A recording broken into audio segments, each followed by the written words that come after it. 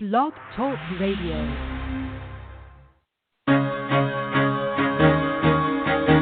Carol the Coach. Sex, love, and relationships. We talk about it here. Carol the Coach.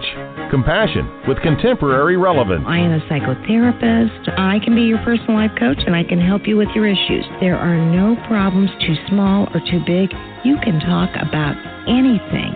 Speaker, columnist, radio TV host, and commentator. Carol the Coach brings messages of wellness and empowerment within reach of everyday people every day. Almost 5 years ago, I lost my soulmate in an accident. He was killed in a plane crash. Life just, for me, has seemed to stop. There are groups all over the city. I teach one. It is a specific way to start thinking so that you shift how you see the world, which then shifts your energy, and then you feel better and you actually see things differently. Carol the Coach. Always available too at carolthecoach.com.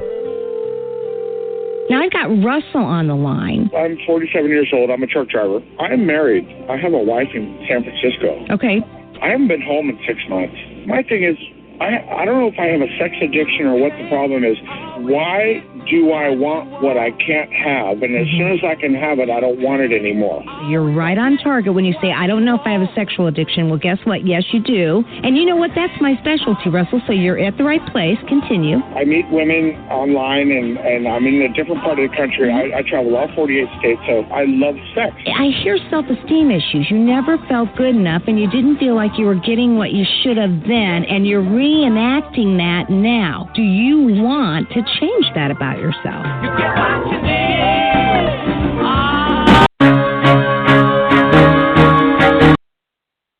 Well, goodness, it wants to start over. You know, this is a show that obviously deals with some of the hardest topics in the world, and I am just so glad to be here with you today on Columbus Day. Everything else is closed. Carol the Coach and Sex Help with Carol the Coach is open, ready to talk to you about the issues that you're dealing with.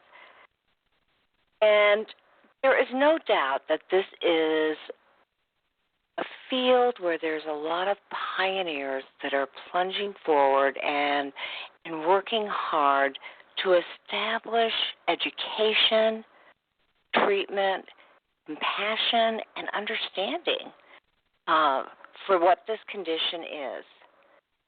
I got to tell you, it is the hardest work I've ever done.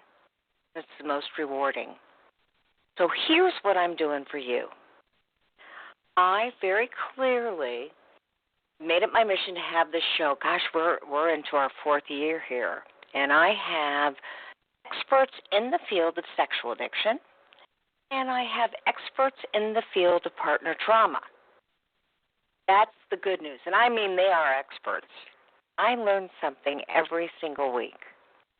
And tonight, I am thrilled to be interviewing Connie Spiegel. And she is the owner of Reconciled Relationships.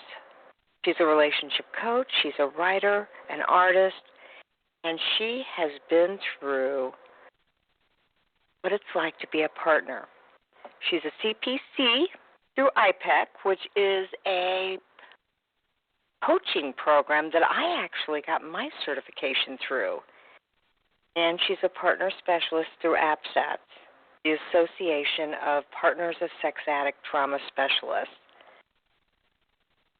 Tonight she's going to be talking about how she coaches women to identify their core values, recognize their intuition, develop their voices, create boundaries, and decide what opportunities they would like to choose for their life. I don't know about you, but she sounds like me. This is what I tell partners that are in trauma, that they are empowered to make some of these choices, even though their life feels like it's in shambles and they have no choice. So at 9:15 Eastern Standard Time, Connie's going to be joining us. She's going to be talking about how does she empower women, and what groups she has to offer and what kind of coaching she has to offer, and why she made this her mission to assist partners in figuring out how they can make sense of this devastating problem. Okay, and you know I really work hard on dealing with people who have been through the trauma, sexual addiction, and loving somebody who's a sex addict. You can always email me. I've got a new email address. It's carol@carolthecoach.com. Believe it or not, I found out that my email was not HIPAA compliant. So, you know, we're always striving towards the utmost in confidentiality. And if you want good information, I'm telling you, I've started a YouTube channel, and it's called Sex Help with Carol the Coach. It's for sex addicts and partners. Oh, they're 5, 10, 12-minute informational segments on, you know, things that you need to know. What are the 3 circles? What are the recovery tasks? How do you find more safety and security if you're a partner? You know, how do you reassure your loved one that you're going to take care of them and get recovered? And then we're going to be starting a YouTube channel for ITAP, which is the International Institute of Trauma Addiction Professionals. You know, that's where Patrick Carnes does all his training, and that's his founding group. And so I'm so delighted to be a part of that. I think I'm going to be the first entry. So there'll be some written blog information and some additional videos over there. So there are lots of resources for you. Do not give up. Know that we've got your back. I know that you have been with me long enough to know that I definitely have your back. I want to educate you. I want to provide some insight. And I want to encourage you to know that this is a devastating situation. You can feel better. You will get stronger, no matter whether you're the addict or the partner. You will learn things about yourself that you never, ever knew. And, you know, it's interesting because I just recently read the book Love Warriors. And Love Warrior, well, actually, I think it's Love Warrior, and it's by Glenna Melton. And she is this woman who had lots of issues herself. And actually, in the midst of working through her issues, she figured out that her husband was a sex addict. She never said that. I guarantee you that's what he was. And so she was very honest and open about wanting to hate him, wanting to divorce him, wanting to separate from him, wanting to make it work, wanting to love him. And there just is, if you will, no better book written about the betrayal that a partner feels. It actually is called Love Warrior, a Memoir by Glennon Doyle Melton. And I highly recommend that book. I just think she's amazing. Wonderful author, a wonderful memoir.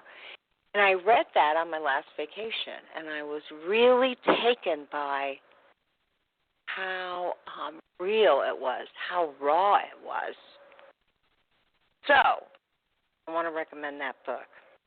And I want to recommend to you that if you have any questions, any issues, any experiences that you would like to share, you can reach me at carol@carolthecoach.com, and I will do my best to find out information. For instance, tonight I got an email from a listener who said, "Hey, Carol, we're looking for a really good polygrapher in Iowa." Now, I don't know of a good polygrapher in Iowa. I'm from Indianapolis. But what I can promise is that I'll throw that out to my listserv. I'll find out if other people in this business feel very, very comfortable with specific polygraphers. And believe it or not, this couple said, "Hey, we will travel to Indianapolis if you deem it important to be with your polygrapher that you use." Now, for any of you listening for the very first time, you may say, "Polygrapher, what is that?"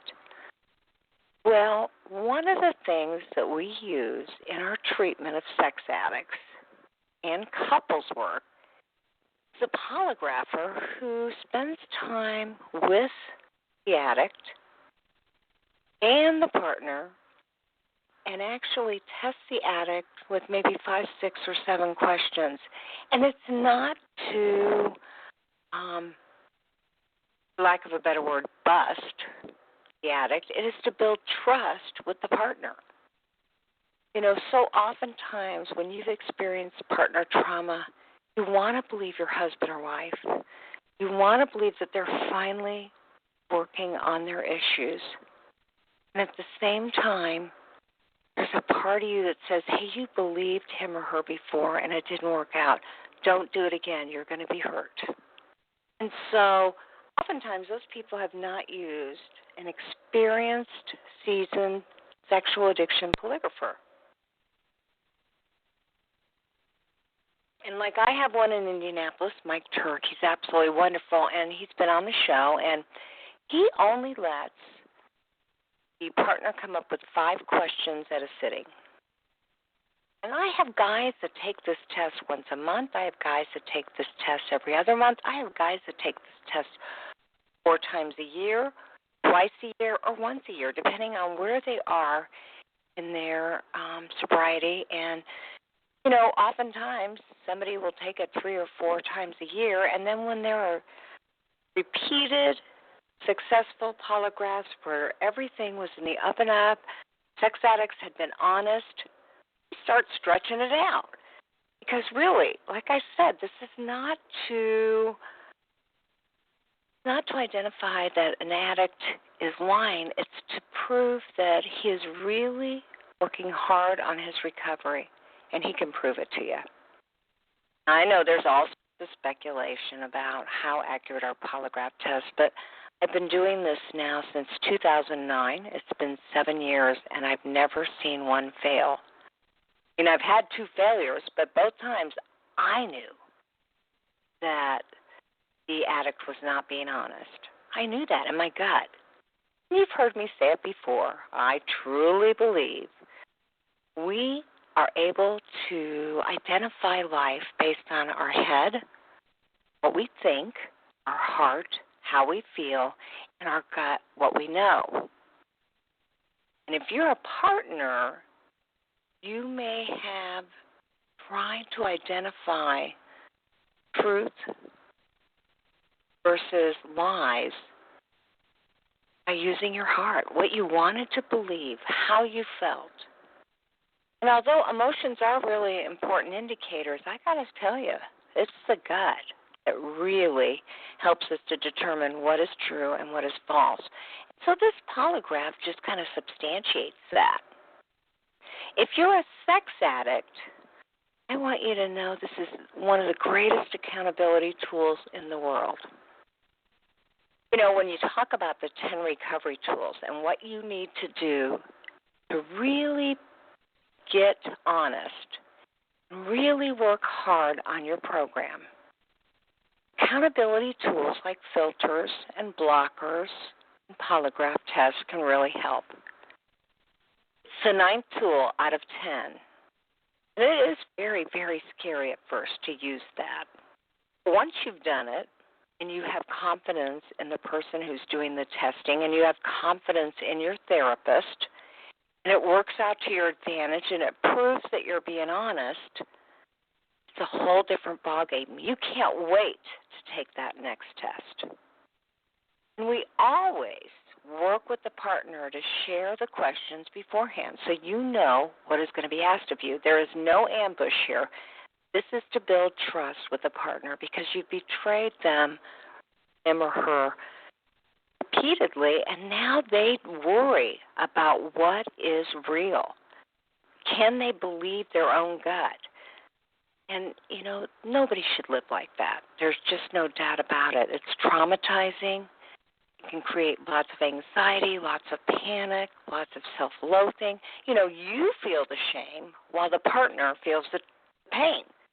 And so anything we can do to make a partner's experience better, we're going to work towards. Because you've heard that old adage, and I realize partners may be male or female, but in this situation, happy wife, happy life.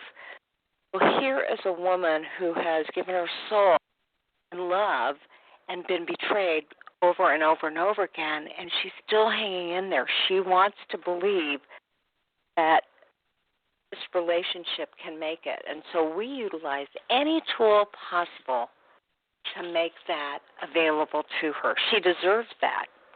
And tonight, as indicated, Connie Spiegel is going to be talking about what she does to help partners to feel a sense of confidence, to restore their sanity, to reconcile their relationships, and to help them make decisions that are absolutely in their best interest. And that's what I love, is that she absolutely empowers men and women, but mostly women. Most partners are women. She empowers them to begin to trust themselves again. So, Connie Spiegel, welcome to Sex Help with Carol the Coach. Hi there, Carol. Thank you for having me on. Absolutely. Your story is incredible, and you obviously spend lots and lots of time making partners feel safe about their lives and the trauma of their betrayal. And so I wondered if you would be willing to share a little bit about your story before I ask you, about your services and what you can do to make a partner feel safe and make her feel stabilized. Yeah, so my personal story. I have been married to my husband, Bob, for 38 years, and sex addiction, obviously, he came into the marriage with it. I had no clue, and many years into the marriage, I had dribbled disclosures. He would come to me, I would ask things, he would confess things. Back in the 80s, I don't know if there were many therapists trained in this area, so we were limping along going to traditional marriage therapist, and it was pretty ugly. Typically what they did is they would work with us and they would do the 50-50 thing, that let's see what's your fault in the marriage, let's talk about more sex, more dating, less criticism, that kind of thing. So in my mind, I didn't understand enough back then in my 20s to understand that they were traumatizing me. So fast forward, at about 23 years of marriage, we'd gone to a couple specialists that were actually trained in sex addiction, and he just could not find the tools to get free. So after 23 years of marriage, we had 3 young children. We ended up divorcing for 3 years. And during that time, I was devastated. I knew he was a good man. I knew he loved me. I knew he wanted to get free. And I had actually watched him, pop his wrist with a rubber band until I thought it was going to fall off. He tried every external thing he could think of to get free. He really didn't understand the emotions, the catalyst underneath his addiction. So we ended up trying to reconnect during that time. I thought he was sober, and after 3 years of divorce, we remarried. I'd love to say, oh, wow, it was just a game changer getting remarried. He was, so excited to have me back, but it wasn't like that. It actually was messier after remarriage because I had high expectations of him. I thought he would be grateful to have his family back. But what ended up happening is after more stress, arguments, job stress, all that type of influences, he ended up acting out again. And I can remember just thinking I might die because it was so embarrassing. The whole community watched us divorce and reconcile, thinking that, it was a love story that we reconciled. I was miserable. So, and it's a big part of what I wanted to share with you. We finally found a counselor that understood sex addiction, that understood how to teach my husband about what was driving him, what was underneath this. And more important than that, he explained to me that his addiction wasn't about me. that it was, he came into the marriage with it. I didn't create it, I didn't cause it, and I couldn't stop it. And that's where the freedom between us began. You know, it's interesting because you said that you didn't cause it, you didn't create it. And obviously in addiction, they do say you can't control it, you didn't cause it, and you can't cure it. And so it must have been empowering and yet mind-boggling to think, wow, this is something that's going on with him that really has nothing to do with you. Yeah, and, you know, you can read that, you can hear that, but if a woman is told that and yet sits in a therapist's office and he begins working on her and her part of the marriage, like, you know, wants to help her have better communication skills, as she's expressing her anger and her bitterness and her trauma and her fears, he starts pathologizing her. That is such a mixed message. And right? Absolutely. You understand that. That's such a mixed message to her. So, you know, to get a partner stable, to be able to help her find that safe place, to not only tell her story, but during the telling of her story, to begin empathizing with her, to help her really understand what sex addiction is. You know, like my husband, he was sexually abused as a child. He had severe attachment issues and damage done to him as a child. He came into the marriage that way. He didn't look like that because, you know, addicts are charming and they're intense. And unfortunately, at age 19, when I married him, I didn't understand the difference in that intensity and what intimacy was. You know, I was just a young woman. My life had just begun as far as a relationship. And so I got all mixed up in that. And so he put his... Well, and can I just add that addicts have learned how to lie, and I'm not even talking about their present-day behavior. Oftentimes when they've been traumatized, when they've gone through their own abuse, their own neglect, they've learned how to fake it, to act as if nothing has happened to them. So they learn early on to be charming, to look like nothing's wrong, to not ask for help. And then they meet somebody who is special and loving and caring, and they think, wow, I finally am going to get what I deserve. And then, of course, they sabotage it by acting out because they haven't healed from their original trauma. Right, exactly. And like for my husband, I don't know that he thought he deserved it. In fact, I think it was the opposite for him. I think he was so shame-based. I think he honestly believed that he didn't deserve love and he didn't deserve intimacy, and he had never been modeled that. And I also believe that he had tried to explain this to girlfriends before I came along, kind of what he dealt with, and they had abandoned him. And so I think he had a deep fear of abandonment when he met me. So he kept that game face on, and he white-knuckled it for the first 10 years of our marriage, which is amazing when I look back at that. So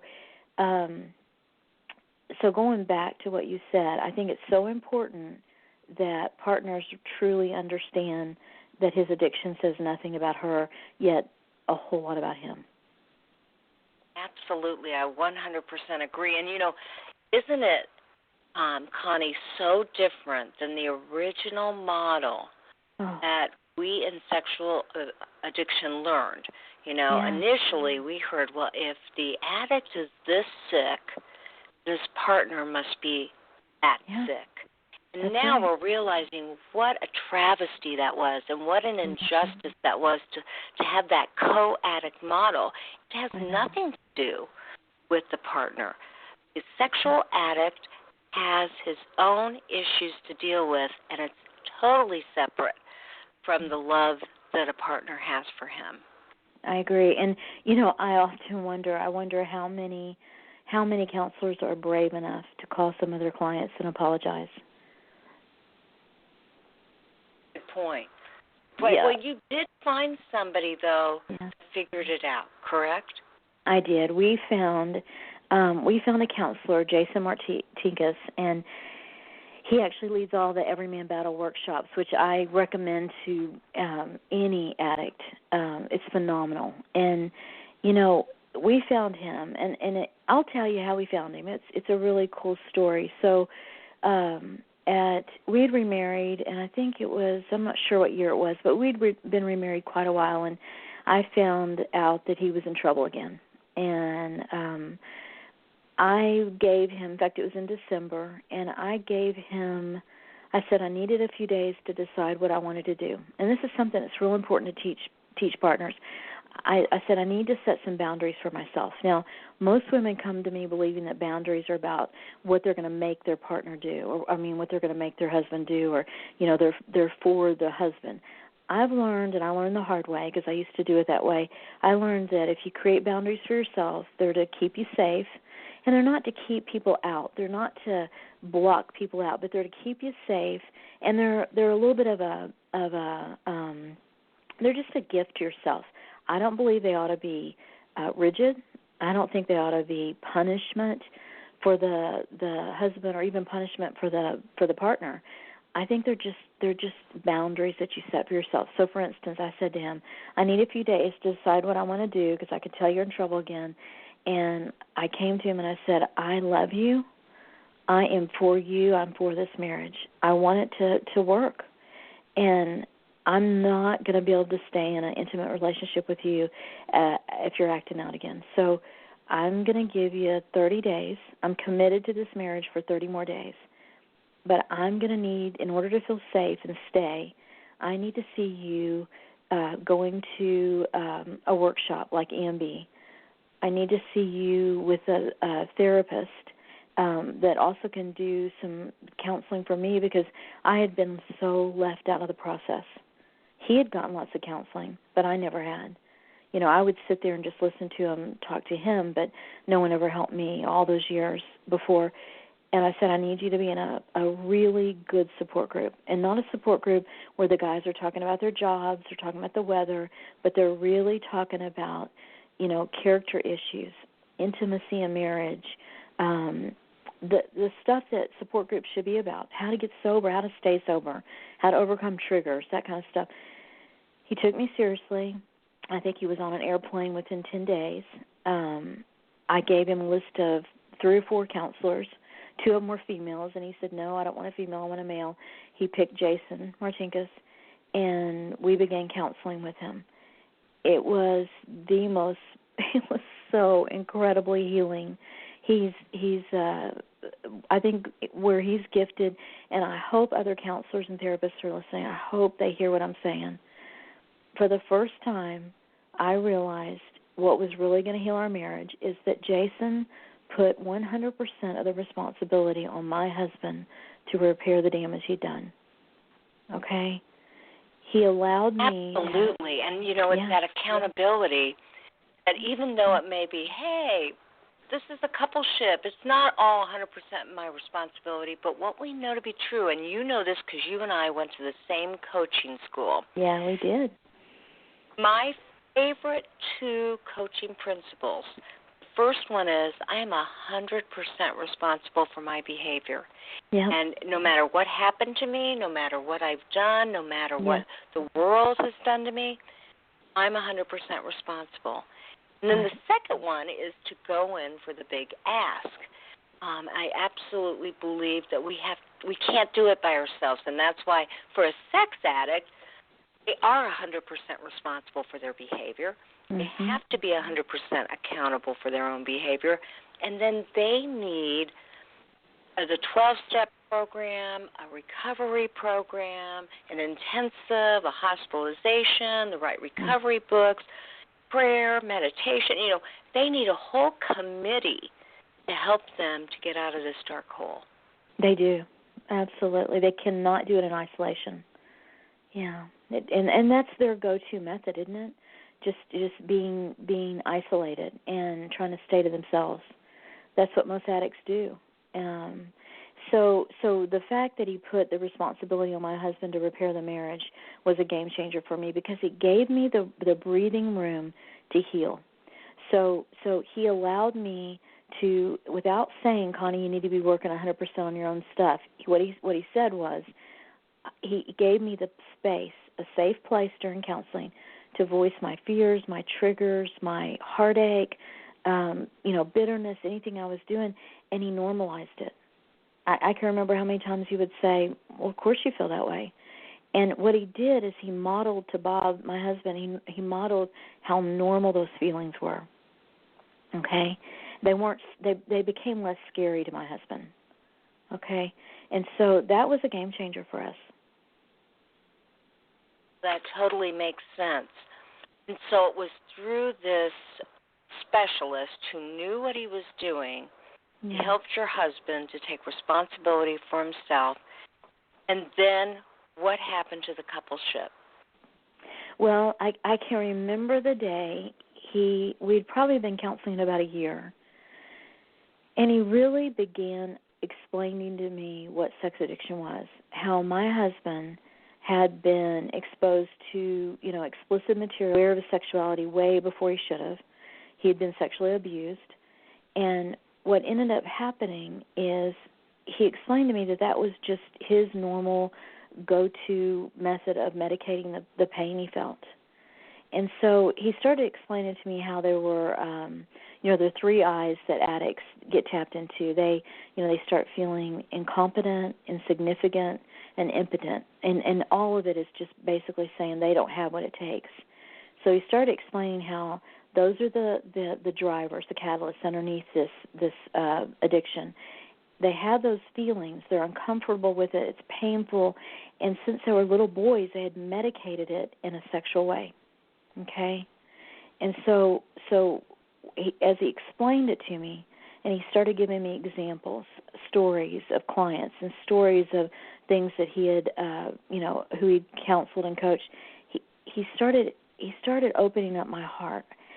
And I can remember feeling empathy toward my husband. Now, that's what he had been trying to teach my husband to have for me. You hear partners say, my husband has no empathy. Well, they don't. Their prefrontal cortex is pretty messed up, and empathy is not their natural, go-to emotion. And so he had been training him to have empathy for me. All of a sudden, I started having empathy for my husband. I started realizing, and I think when I really, really realized that his addiction, I really had not caused it. I hadn't been too argumentative. I hadn't been too ugly. That this is just how he dealt with pain. I dealt with my pain in other ways. It wasn't sex addiction. And so my empathy for him started flowing, and I can remember a connection between us that occurred that I didn't ever expect to happen. And it was pretty deep stuff, and we became more like best friends. Now, I wouldn't be authentic to say that flowed all the way through and we live in, happily ever after. We do not, and we still have issues. But I can remember that beginning. It's like he went from being my enemy to becoming my buddy. I started seeing him as a real human being with huge struggles and pain that he had never intended to go this far with medicating his pain. That makes total sense. Now, I want to ask you a couple of things because here you are. Finally, you've gotten the help that you need. You've gotten a good therapist who can help both of you, who understands your husband's addiction, who makes him 100% responsible for his own behavior. And somehow, some way, you became a coach and also a partner specialist. So tell me a little bit about what you believe to be unique about a certified partner coach, and how in the world did that occur for you? Yeah, so one day a former therapist of ours, a sex addiction therapist, called me and just said, hey, would you ever, think about going into this and going to IPEC and getting certified as a coach and maybe being a partner coach. And at the time I was working full-time in our company, and I said, I don't know. I've always wanted to help women, and he knew I'd been leading some support groups at our church untrained, which is a dangerous thing to do. And I said, I don't know. And I waited about a year and ended up going to getting certified as a coach. And then as I'm coaching women one-on-one, and I feel like I'm missing something. I feel like something's just not quite right, and I'm striving. And what it is I still had that old codependent message in my head. I still had that message that somehow if they were kinder, less critical, less stressed, their husbands would be more successful at staying sober. I really did have that. And I met a good friend. She's an incredible coach. In fact, she's going to coach addicts. That's her specialty. She's going to help addicts really understand what partners go through, what's going on in their brain, and how their brain gets so hijacked by the trauma. And so she was coaching me, and we were building a relationship and a friendship, and she started explaining to me about the trauma piece. Her name's Kathy Reynolds. She's also certified in ABSATs. And so I started listening to her and getting that a lot of our reaction, and I'm just going to be really bold about this. I'm a pretty spiritual gal, but when your husband has gone to the depths mine has, and you're highly triggered, your language can get so out of control. Words flew out of my mouth that I had never said in my whole life because of, I believe my brain got hijacked because of the amount of trauma I was under. So I started really understanding frustration and the anxiety. For our listening audience, they may not know that trauma means that your brain gets hijacked and your frontal cortex does not necessarily work right with the amygdala, and you go into fight, flight, or freeze mode. And it sounds like for you, Connie, you went right into fight. I mean, absolutely. You were saying things you never would have thought. Yeah, that's right. You were so challenged. I was so challenged, and the all the stuff that we learned in our coaching school, I learned that what I did is I immediately wanted to make peace because I don't like conflict. Then I went into fight mode, and then I flipped back into basically the freeze state. That's what I always did. It was just kind of my go-to. I immediately tried to make an amend, somehow fix it. Then I started fighting, then I'd freeze. And so what I realized is I needed help, and I needed to be trained in this trauma. So that's how I went through ABSATs, and I became trained and certified. And I ran my support groups totally different. At the time, I was working for Shelley Martinkus. I'm still working for, running groups for her.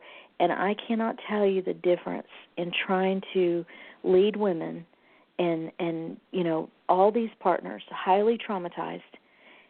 When I understood the trauma model and I understood what they really needed, the safety they needed, the place to have voice to their stories, to really be able to talk about their stories, and then to go into the coaching of what do you want to do about it, how willing are you to continue living that life, or what are some things you can do to get grounded or to regain your peace, whatever it was. My coaching became so much more effective, and more than that, my gals started healing. And when you have partners start healing, you have marriages. If the addict is willing to do his stuff, and he's got to do it. I mean, he can't mess around with his sobriety, and there's more to it than just his sobriety. There's all those other issues, the intimacy issues, the connection, all the other stuff going on. And so I started seeing women get healthy. That had to have felt so incredible because I agree. I worked with sex addicts for probably about 5 years before I went to ABSATs and got certified. And what I knew to be true is that I was doing a good job with partners, but I wasn't doing a great job. Their trauma almost traumatized me because it was so anxious, so panicky, so angry, so hurt. What we call hypervigilance of them wanting to check the phones and their addresses and GPS and get up in the middle of the night and they couldn't sleep. And I'm thinking, I understand needing to do whatever it takes to make you feel safe. But at the same time, the addict was sleeping and the partners were up 24/7. And so it was through ABSATs, which I think happens to be the best partner training in the world. I do too. I learned information about trauma that I had not known before so that I could actually help my partners work on self-soothing and self-care and stabilization and safety. And, of course, women are amazing. When they feel safe and stable, they can do amazing things for their own lives and even in the coupleship. Right. That's right. Yeah, so I think the listeners need to hear, and I'd love for you to tell us what are some of the most powerful things that you did so that they not only didn't traumatize you, but you helped stabilize them. Well, one of the things that I really learned about was resourcing. And resourcing with partners means that you figure out with them what they can do to create more safety. You know, earlier you talked about boundaries, and boundaries aren't to keep the addicts away. Boundaries are to keep the partner safe. That's right. And so when we talked about resourcing, that may have meant that when they came home from work, they got to spend an hour all by themselves, taking a bath, going for a run, talking to their mothers on the phone, and the addict agreed to take care of the kids, cook the dinner, do whatever it took to put the partner first. Yeah. And you know, there's just no way that an addict can make up for the trauma that they've caused. But when partners see day in and day out, the addicts are willing to do what they need to do so that the partner feels safe, they begin to believe it. I find that partners are forgiving when an addict can walk their talk. And so that means that the partner needs to identify what are their needs. And let's face it, women in general can be very confused about that because they do put everybody first. And so identifying needs is a great tool in helping partners to get healthy. Identifying self-care is a wonderful way to teach a partner how to self-soothe. Limiting the amount of time they spend with their addict husband so that they really get breathing room to test their own environment. You know, we have to have a safe environment to proceed in a safe way. And for a lot of these people, the addict is, you know, I don't experience as much gaslighting and betrayal that a lot of my colleagues do.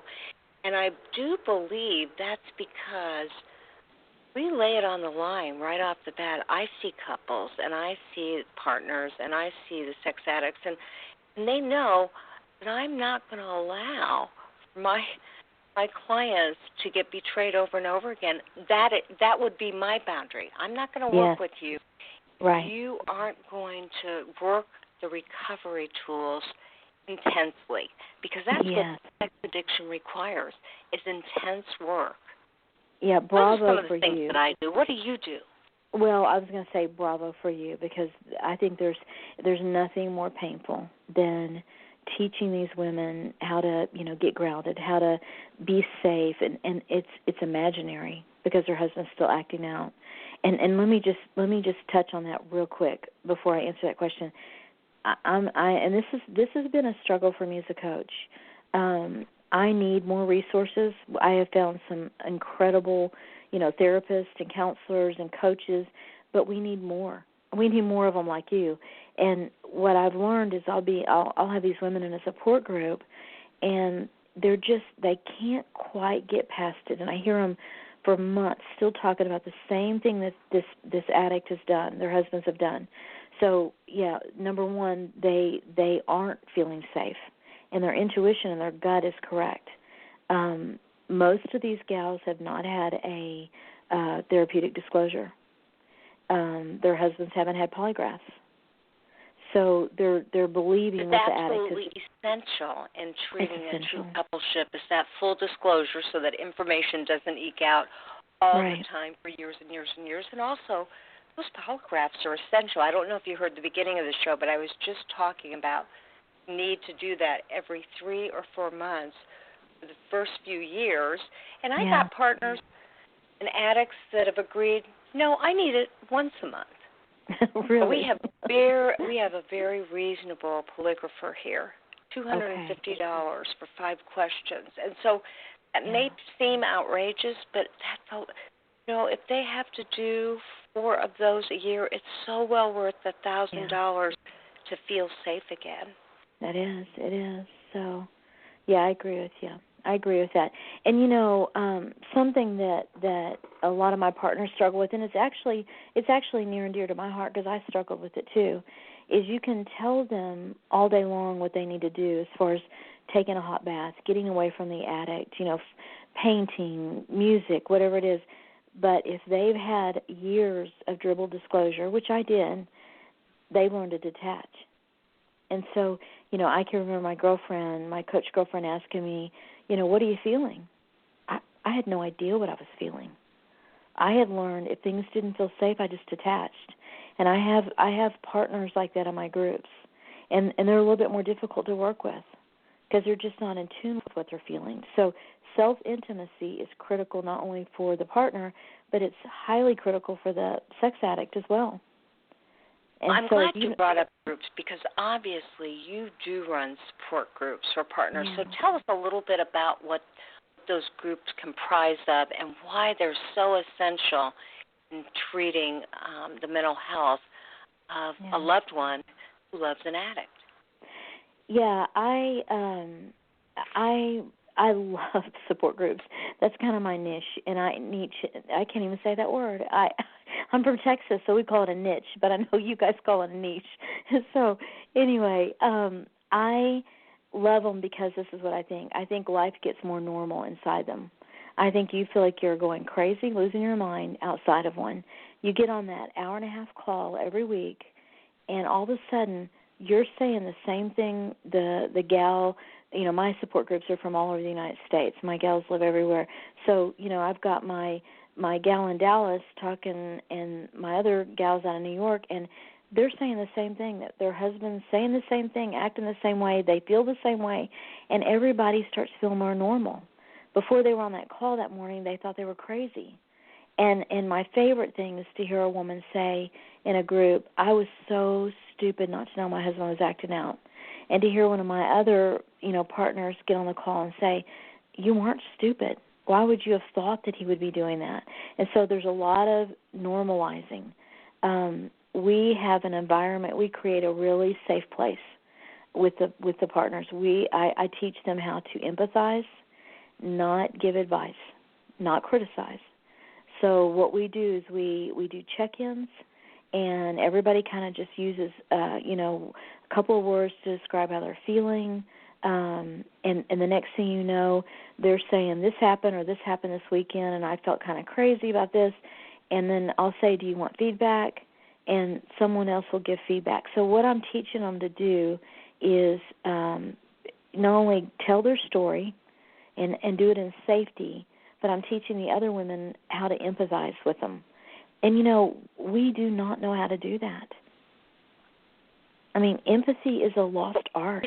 It's interesting that you would say that because clearly we're always teaching the addicts how to empathize and yet truly the support within partners group helps to validate that they're not crazy.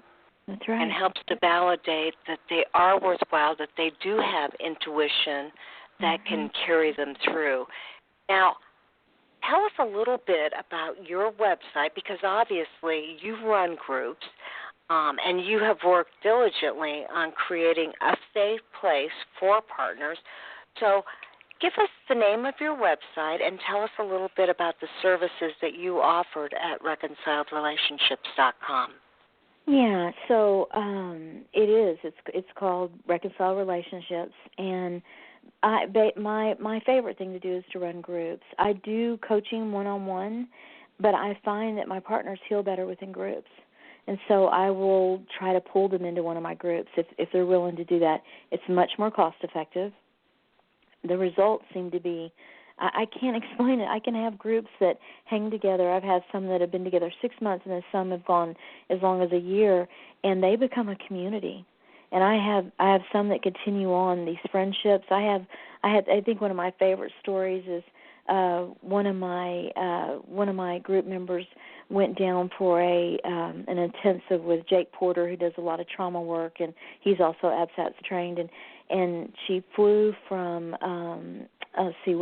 she drove in from another city to come in to see him, and one of my gals from way out of state flew in to help her babysit her child.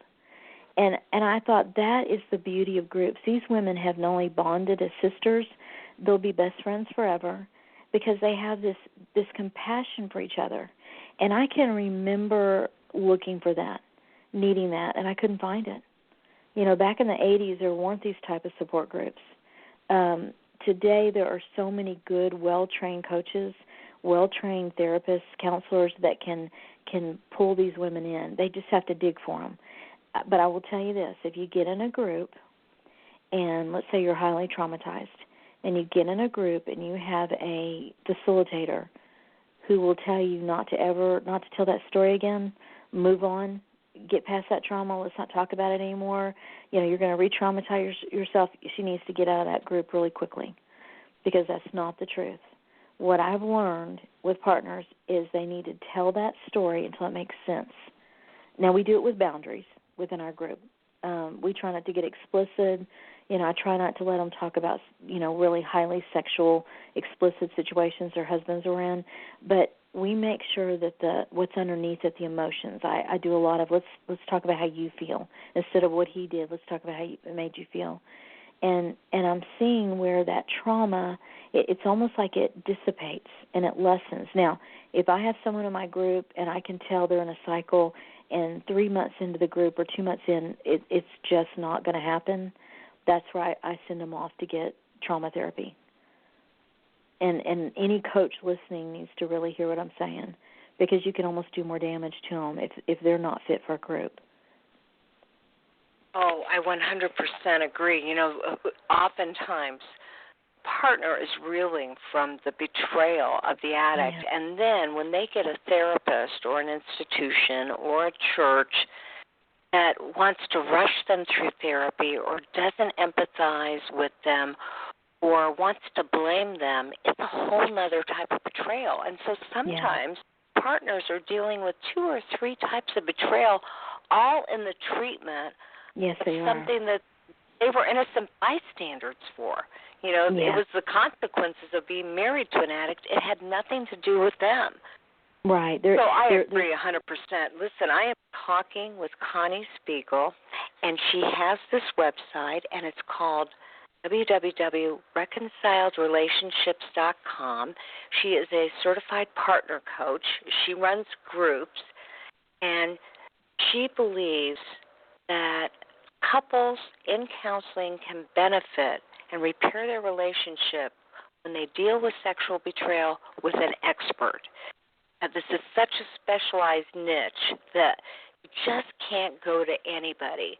And she knows that the trauma model is so important for partners of sex addicts. She's been certified by ABSATS, which is a partner certification program for trauma.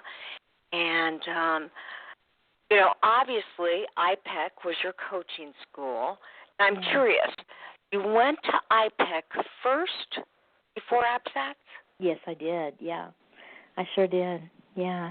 And I remember I came out thinking that, okay, I'm going to coach partners. Well, and then I felt like I was missing something.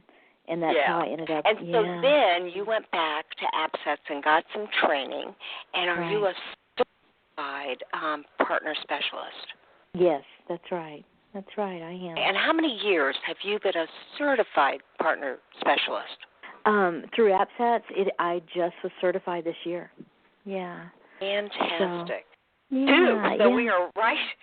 Yeah. We are aligned in amazing ways. And you said your marriage is not perfect. It has its hills and valleys, and that's the way it is. I mean, I always say marriage is the institution that holds you together when you fall in and out of love with each other. And in this situation, marriage is the institution that holds you together when you're working on yourselves, deciding whether you can work together or not. I know. And and the thing for me is, I've watched friends, partners, and it saddens me because I see these counselors who they have a heart for this. They really want to help partners. They're very, very partner focused. In fact, they're really good at the therapeutic disclosure process. And what happens during this process is they stay really focused on the partner. Okay, and they use the trauma model. They're good at that, but they start forgetting about the relationship. Okay, and so what I believe is so imperative is they've got to help heal not only the partner's trauma, but they've got to help heal the addict's trauma.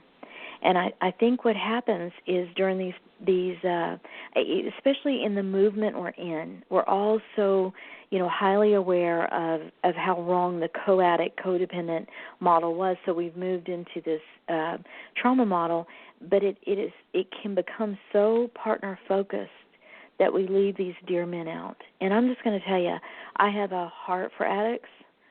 I get them. I raised 2 sons. I love men. I understand men. And I look at these men and I realize they weren't loved. They had horrible attachments. They had families that were void of emotions. They had very critical, parents, grandparents. Like my husband really didn't have a father. He had a couple fathers and no one that really taught him how to be a man. And so I am just going to challenge counselors out there to, be partner sensitive through the trauma model, but don't leave the addicts out. That's a very good point because a lot of partner specialists understandably have experiences with addicts, and I have to say I don't know that they all feel the way you do, and so you're really saying, hey, it has to be divided. Don't leave the coupleship out and don't leave the addict out. Yeah, now, don't leave them out. Begin to wrap up. Yeah. How can a couple know when counseling is beneficial in repairing their relationship? What do you believe are the signs of a good couples counselor? Yeah, I feel like one that will, I feel like when a counselor like our counselor, he equipped my husband with all the tools necessary to stay sober. And he didn't start out saying, now look, you might slip. He challenged him with, these are the tools. I'm going to teach you about the catalyst underneath your acting out. This is what I'm going to come alongside you and teach you to do. So he equipped him with the necessary tools. He helped him understand that his acting out has caused great, great pain to me. It's destroyed my trust, my security, my sanity, but he didn't shame him in it. He taught my husband how to feel and express empathy. Not that either of us do that well all the time. We can fall off the wagon on that, but he taught him how to try to keep me safe. How to let me express my fears, my triggers. And then he helped him work through some of his childhood pain and attachment issues.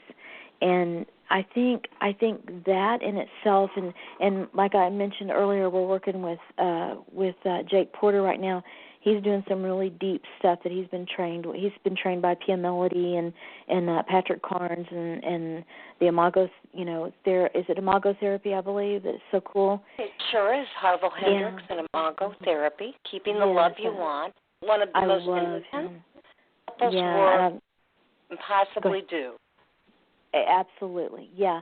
And so what he's working on him with is understanding his attachment style, understanding that, and this is very key, and this has been a huge problem in our marriage, is that when he does something and explains it to me and I'm highly triggered by it, he withdraws and he holds back out of fear of getting hurt again.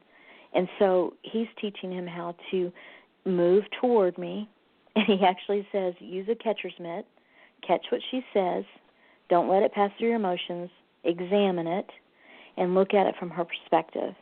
And, I look at everything through the lens as a partner. I look at it as, am I safe? Is he being faithful? Where do I fit in his world? Does he really love me? And so those are some pretty key things. So if all of that is occurring, which we've been very, very blessed to have all of that happen for us and have our marriage restored, if that's occurring, you'll start building intimacy in your relationship. If you've got a counselor that's tearing the addict down, pathologizing him, criticizing him, it's natural for the partner to separate from him, and it really causes a breach in the relationship. It actually causes divorces to happen. Oh, I 100% agree with that. Yeah. So, Connie Spiegel, I want to thank you so much for sharing both your personal wisdom as well as your professional wisdom. Again, I want to recommend that people go to your website, which is www.reconciledrelationships.com, and people can get a hold of you and share with you what they may need, and you can either direct them or help them personally. Thank you so much. It's just been an amazing journey to talk with you tonight. It's been an honor, Carol, and I appreciate all the work you're doing, and I hope we meet up soon at a conference. I guarantee you we will. Yeah, there is no doubt will. about that. So you have a great week, and keep on doing what you're doing because there aren't enough of us around for this. I know it. Thank you so very much. Have a good night. You too. Bye-bye. Bye. Okay, again, that was Connie Spiegel, and she really knows her stuff. There is no doubt about it. She's lived it, and from here forward, she is absolutely committed to helping partners and the coupleship work on their relationships, get stronger, and stay safe, all in the process. All right, well, that's it for tonight. Thank you so much for being with me. I want to remind you that I have Sexual Addiction, Wisdom from the Masters, that I am selling for Sexual Addiction Resource, Sexual Addiction Research. So please go to my website, Sex Help with Carol the Coach, and order the hard copy, $20 plus shipping and handling, or you can go to Amazon and get the Kindle, the iPad version for $9.99, and all proceeds go so that we can have research to substantiate that this is a real disorder, and we need more treatment, and we need better diagnoses, and you can make a difference in this world. So thank you so much. I'll catch you next week for more Sex Help with Carol the Coach.